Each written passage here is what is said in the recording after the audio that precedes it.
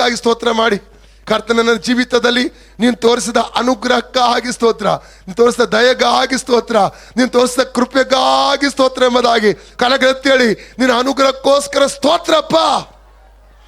ಆತನ ಅನುಗ್ರಹ ಸ್ವಲ್ಪ ಸಮಯಕ್ಕೆಲ್ಲ, ಕೆಲವು ತಿಂಗಳಿಗೆ ಮಾತ್ರವಲ್ಲ, ಜೀವಮಾನವೆಲ್ಲ ಆತನ ಅನುಗ್ರಹ ನಮ್ಮ ಜೀವಿತದಲ್ಲಿ ಆತನ ಪ್ರಕಟಿಸುವನಾಗಿದ್ದಾನೆ. ಹಲ್ಲೆಲೂಯ. ಆರನೇದಾಗಿ ಅದೇ ವಾಕ್ಯದ 5ನೇ ವಾಕ್ಯದಲ್ಲಿ ನಾವು ನೋಡ್ತೇವೆ, ಸಂಜೆಗೆ ದುಃಖವೆಂಬುದು ನಮ್ಮ ಬಳಿಯಲ್ಲಿ ಇಳಿದುಕೊಂಡರೂ ಮುಂಜಾನೆ ಹರ್ಷಧ್ವನಿ ಕೇಳಿ ಬರುತ್ತದೆ. ಸಂಜೆ ಎಂಬುವಂಥದ್ದು ನಮ್ಮ ಜೀವಿತದ ಸಂಜೆ ಮತ್ತು ಮುಂಜಾನೆ ಮಧ್ಯದ ಅವಧಿಯಾಗಿದೆ. ಅದು ತಾತ್ಕಾಲಿಕವಾದ ಸಮಯ.